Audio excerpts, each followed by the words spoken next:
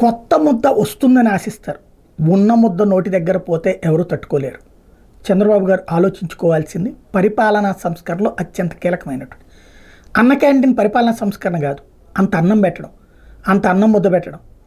ఆ అన్న క్యాంటీన్ తీసేశారు జగన్మోహన్ రెడ్డి వచ్చాక. కానీ దాని ఇంపాక్ట్ ఆగిందే. 5 ఏళ్ల పాటు లైమ్లైట్లోనే ఉందిగా. దాని తర్వాత ఇప్పుడు అన్న క్యాంటీన్ పెడతామంటే జనం ఓట్లేశారుగా.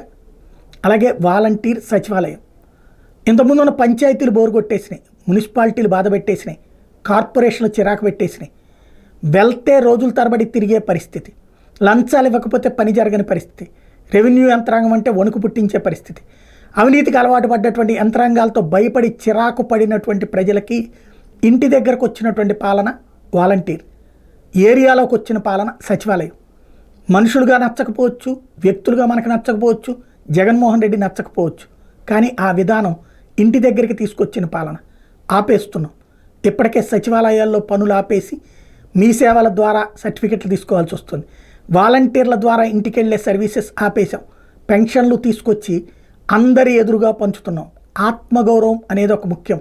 ఇంట్లో పిలిచి ఇచ్చేటటువంటి పెన్షన్, ఇంటి లోపలికి వెళ్ళి ఇచ్చే పెన్షన్ ఎవరి ఆత్మగౌరవము దెబ్బతినలేదు.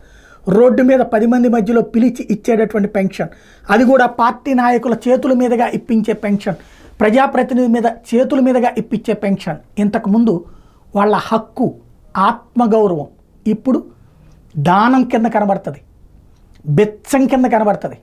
ఆలోచించుకోవాల్సినటువంటి సందర్భం.